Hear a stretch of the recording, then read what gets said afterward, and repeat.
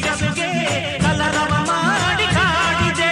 ಹೊಸ ಮಾತು ಹೊಸ ಮುತ್ತು, ಹೊಸ ಮಾತು ಹೊಸ ಮುತ್ತು, ಬದುಕಿನ ತುಂಬ ತುಂಬಿದೆ. ಅಂಬರ ಚುಂಬಿತ ಅಂಬರ ಚುಂಬಿತ ಅಂಬರ ಚುಂಬಿತ ಪ್ರೇಮ ಪ್ರೇಮ, ನಿರ್ಮಲ ಮನಸ್ಸಿನ ಕಾವ್ಯನಾಮ ಇದು ಕವಿ